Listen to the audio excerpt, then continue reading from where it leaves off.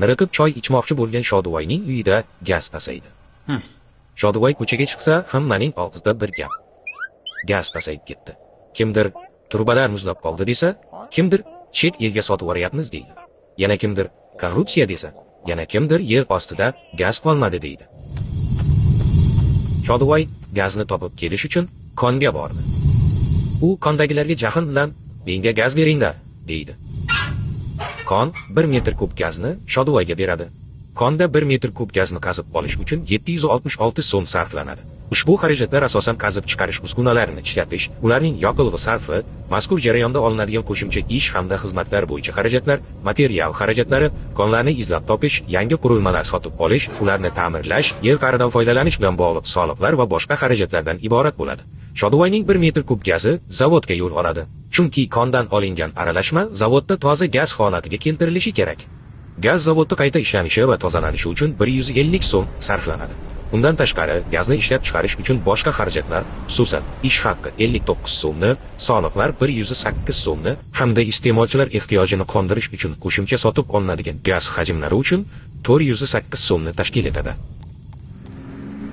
Endi gaz Shodivoy bilan birga uy tomon yo'lga tushadi. Shodivoy avtobusda, gazi esa 123 so'm evaziga katta stansiyadan kichik stansiyaga boradi.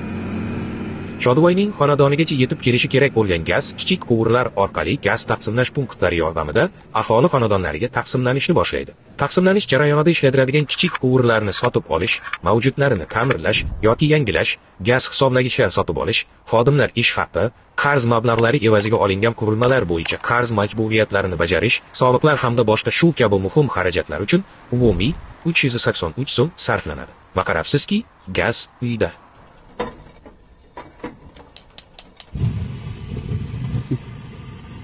Shodivoy xarajatlar ro'yxatiga qaraydi.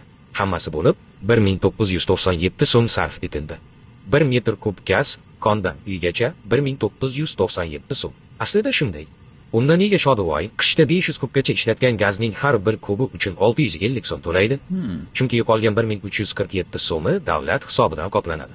Agarda Shodivoy 500 kubdan ortiq ishlatib, 1 kub uchun 1500 so'm to'lagan taqdirda ham qolgan 497 so'mini davlat o'z zimmasiga oladi.